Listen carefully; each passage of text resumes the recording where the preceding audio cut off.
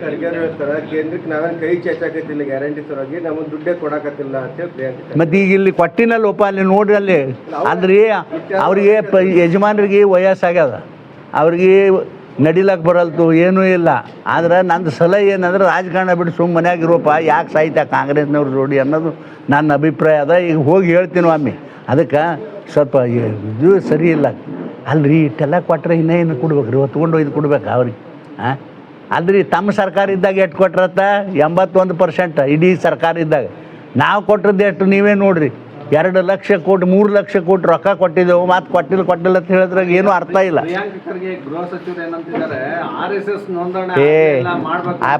ನೋಡ್ರಿ ಅವ್ನು ತೊಗೊಂಡು ಏನು ಮಾಡ್ತೀರಿ ಖರ್ಗೆದು?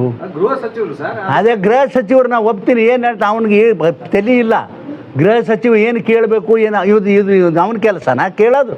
ಸಾರ್ವಜನಿಕರಿಗೆ ಕೇಳ್ರಿ ಹೇಳ್ತಾರೆ. ಇವಂದೇನು ಕೆಲಸ? RSSನಾಗ ನೋಡ್ರಿ, RSS ತಂಟೆಗೆ ಯಾರೂ ಬಂದವರು ಉಳಿದಿಲ್ಲ. ಸುಮ್ಮನೆ RSS ತಂಟೆಗೆ ಹೋಗ್ತಾರೆ. ನಮಗೆ ಕೆಟ್ಟ ಅನ್ನಿಸ್ತದೆ. ಅಲ್ಲಿ ದಲಿತ ಮನುಷ್ಯನಿಗೆ ಅದಕ್ಕೆ ಬೇಕು ರೀ? ಈ RSS ತೊಗೊಂಡು ದಲಿತ ಮನುಷ್ಯನಿಗೆ ಅದಕ್ಕೆ ಬೇಕು? ನನ್ನ ಪ್ರಶ್ನೆ ಅಪ್ಪ. ಸುಮ್ಮ ಆರಾಮಾಗಿ ಹೋಮ್ ಮಿನಿಸ್ಟರ್ ಮಾಡ ಅವ್ರ ಒಂದು ಮಿನಿಟ್ ನಾ ಹೇಳ್ತಾನೆ ಕೇಳ್ರಿ.